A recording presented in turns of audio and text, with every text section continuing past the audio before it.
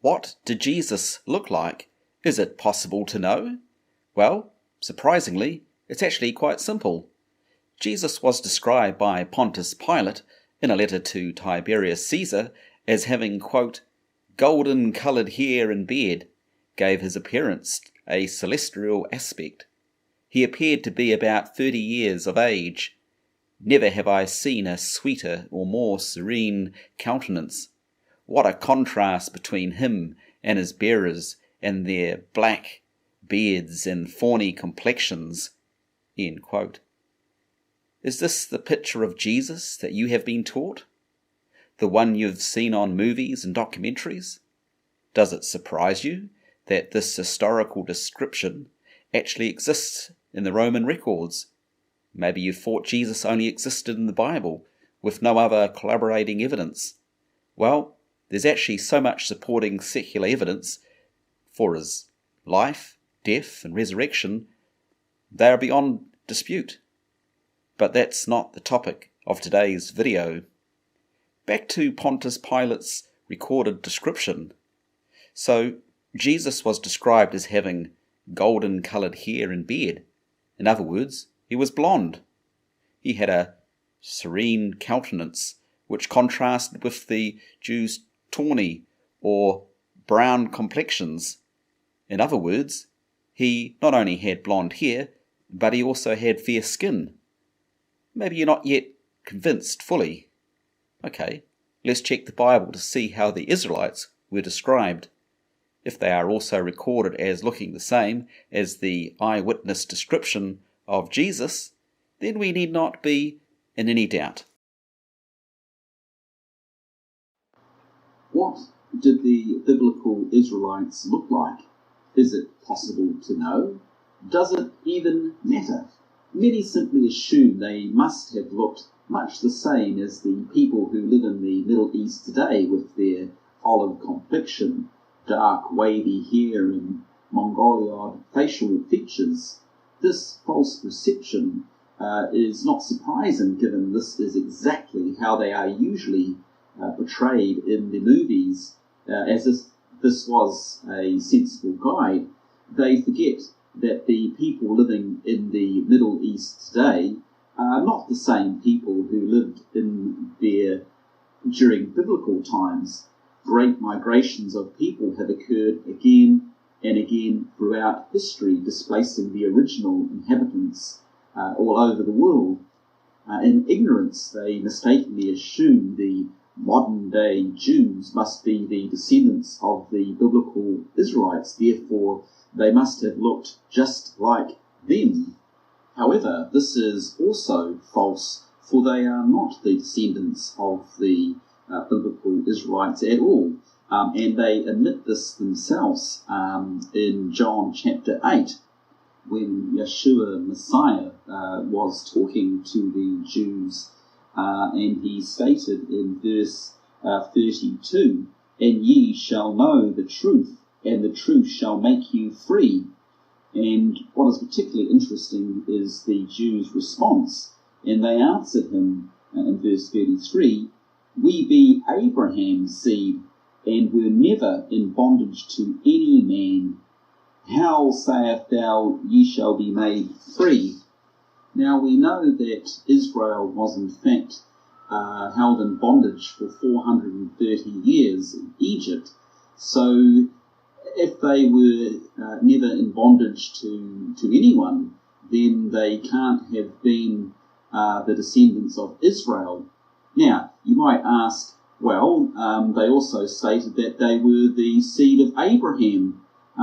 So if they were the seed of Abraham, but weren't the seed of Jacob or of Israel, then the answer is they were of the seed of Esau, and therefore they are Edomites.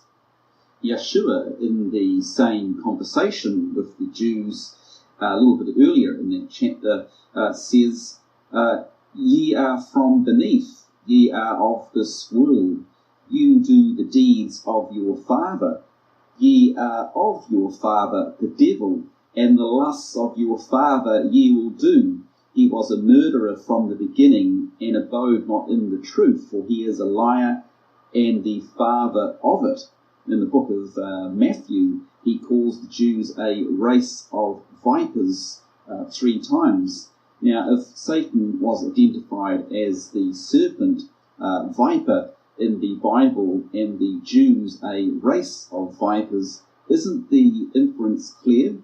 The Jews are the children of Satan, and certainly not the children of God, God's chosen people. What Yeshua, Messiah, is really doing here is he's labeling them as imposters, and also warned us about them in the book of Revelation, Revelation 2:9, where he states, "I know thy works and tribulation and poverty, but thou art rich. And I know the blasphemy of them that say they are Jews and are not, but are of the synagogue of Satan." And then again in Revelation 3:9, "Behold, I will make them of the synagogue of Satan, who say they are Jews and are not, but do lie." I don't think it could be any clearer. This is why the Jews don't fulfill any of the promises or prophecies that were made to Israel and their descendants. I know a lot of people get confused and assume that their religion, which is Judaism, is somehow based on the Bible, or at least the Torah, which contains the first 5 books of the Bible. But again, this is a complete deception, because their religion is actually based on the Babylonian Talmud, which is a book that was, or a number of books that were written by the rabbis, and it wasn't even complete until around the 4th century AD. And to those who have had the misfortune to have read some of it, would quickly conclude that it is a most anti-Christian, the complete opposite to the Bible. It gives license to every imaginable evil. The reality is that roughly 95% of modern Jews today are descendants of the Khazars, who were a Turkic Mongoloid nation from southern Russia, who converted to the religion of Judaism around the 8th century AD. And it was this group who later spread out to become the Jewish populations, or the Ashkenazi, as they call themselves, of Eastern Europe, and set upon their evil plan to deceive the whole world. In the case of the House of Israel, the biblical and historical records tell us that after they were defeated by the Assyrians in 721 BC, they were all transported and resettled in northern Persia, with no one returning to Palestine except one priest, as recorded in 2 Kings chapter 17, verses 18, 23 to 28. They are then said to have migrated north through the Caucasus mountains, hence why we are called Caucasians, and then west through Europe to the land they would be replanted, in fulfillment of the words Samuel prophesied to King David in 2 Samuel chapter 7 verses 10 to 11. This is further confirmed in 2 Esdras chapter 13 verses 40 to 45, stating, after the house of Israel was defeated and resettled by the Assyrians, they took, quote, counsel among themselves that they would leave the multitudes of the heathen and go forth into a further country where never mankind dwelt. For through that country there was a great way to go, namely 1.5 years, and the same region is called Arasasthir.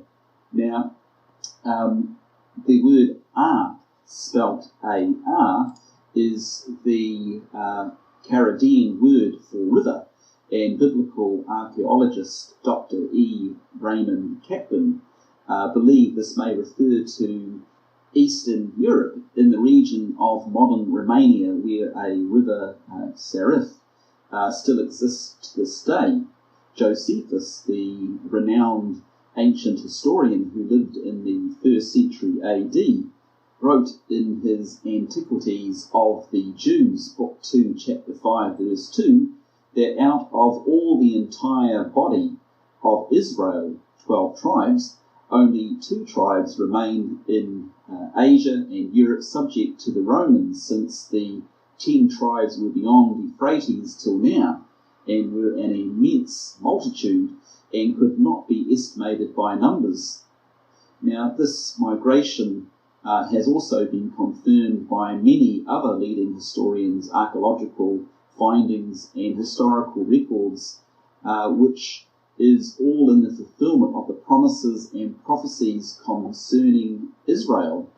James confirms this writing to the 12 tribes which are scattered abroad, James 1:1.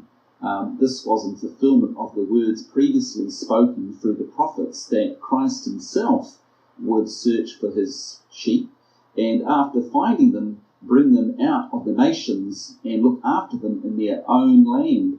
This is why, quote, these 12 Jesus, otherwise known as Yeshua, sent out when he had charged them, saying, go not off into the way of the nations, but go rather to the lost sheep of the house of Israel.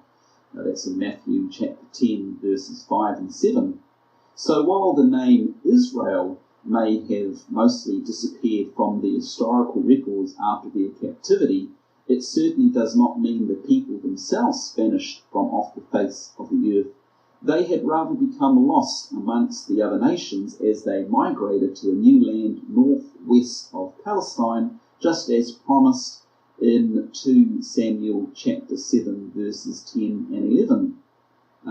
Yeshua also said, quote, I am not sent, but unto the lost sheep of the house of Israel, Matthew 15:24, and he surely knew where his lost sheep or lost Israelites were to be found, since there is nothing hidden from him.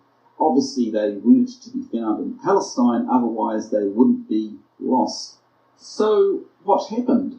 Well, as they migrated across Europe, they had become scattered abroad, lost and hidden among the nations, becoming known over time by new names, including the Cymri, the Saki, the Sumerians, the Scythians, the Goths, Picts, Scots, Vikings, Angles, Jutes, Celts, Saxons, Normans, all different names for the Israelites linked together by the black obelisks of Shemansia in Babylon, the Behastin rock in Persia, and other monuments, all confirmed by many historians, including Herodotus, Pliny, Tomley, Josias, and Turner.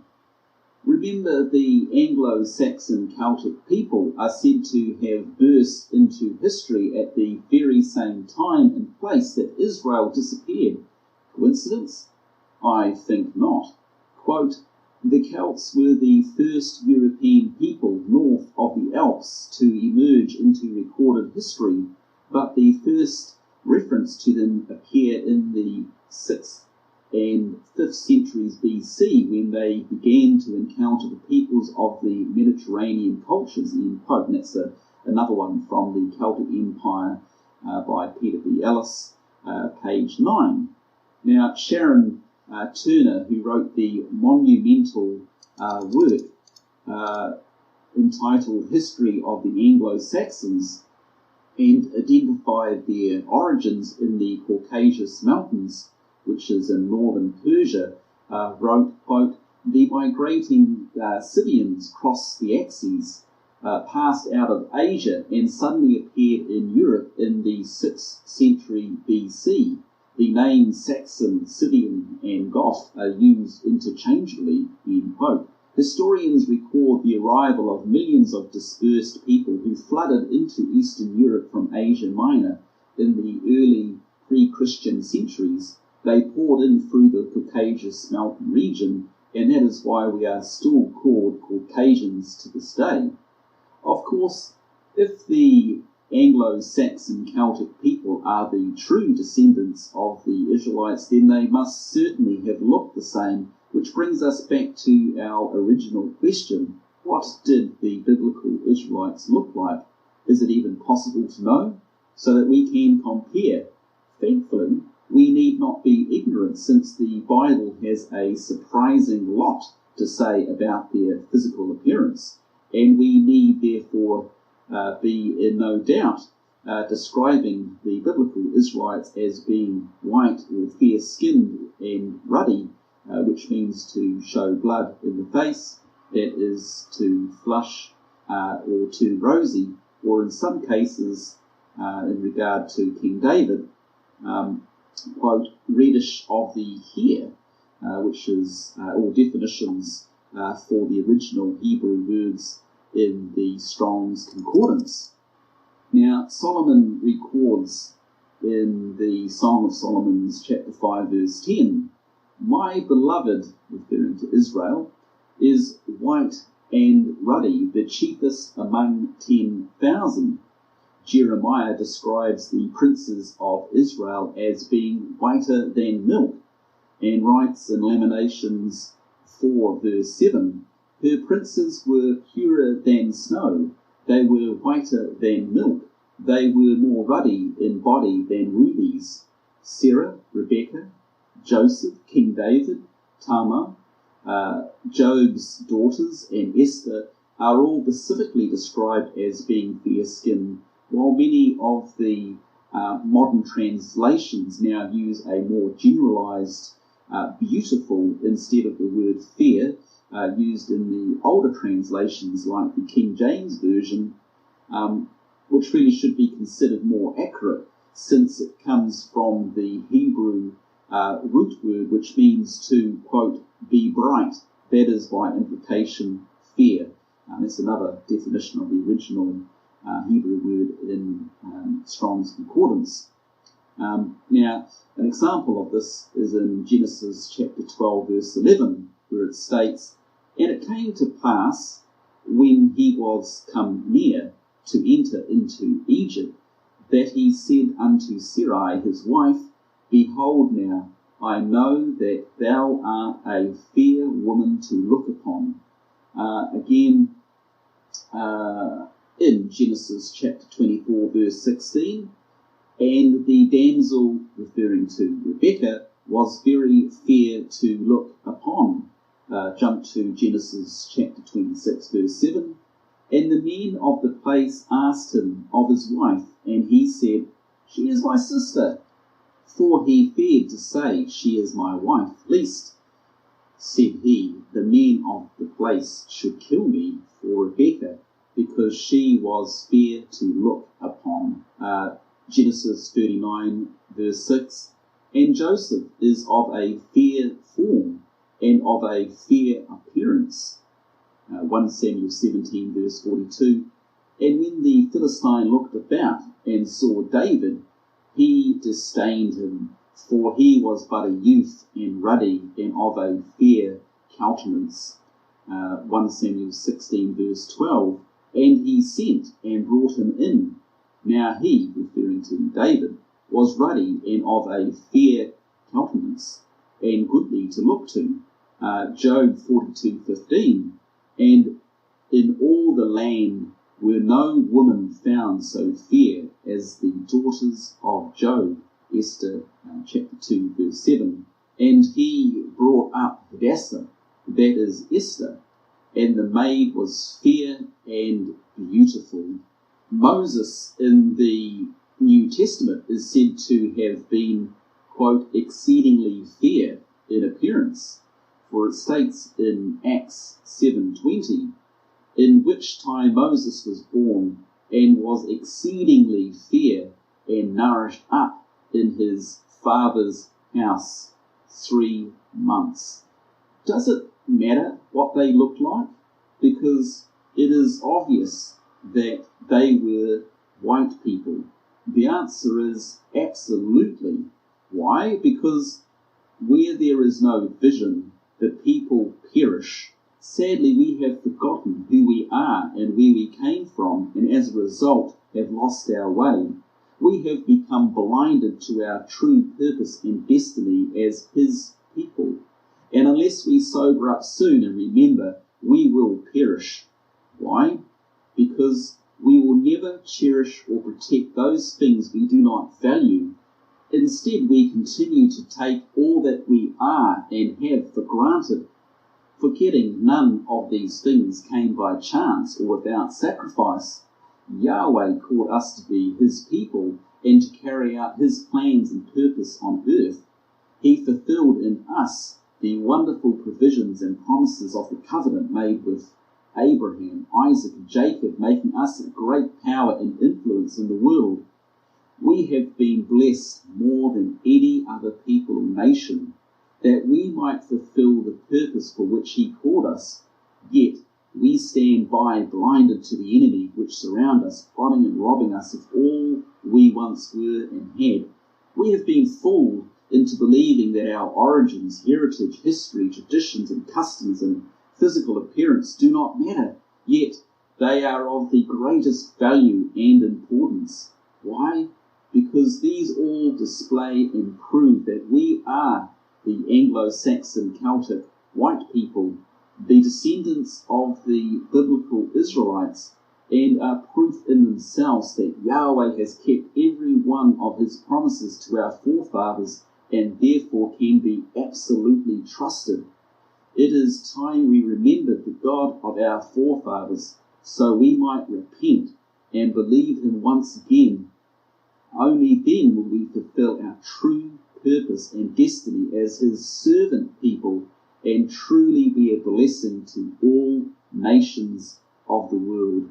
We, the Anglo-Saxon Celtic people, not only appeared in history at the same time and place the Israelites disappeared, but we also fulfill in our history every mark the prophets of the Bible wrote Israel would be identified by in the future. We settled in the Isles of the Sea, northwest of Palestine. We became a nation and a community or commonwealth of nations. We inherited and colonized the desolate places, islands afar off, coastlands and ends of the earth. We grew to become the fifth and largest ever empire reaching around the globe, became a multitude of people, as countless as the stars, retained our monarchy, became and still are the chief of nations, still control the world's sea gates, are blessed with great wealth, are renowned worldwide for our crops, lamb and beef, have been a blessing to mankind, showing the fruits of righteousness, and have been a great missionary people taking Christianity around the globe, to name only a few examples. And of course the Anglo-Saxon Celtic people also share the same customs, laws, traditions, traits, and look the same.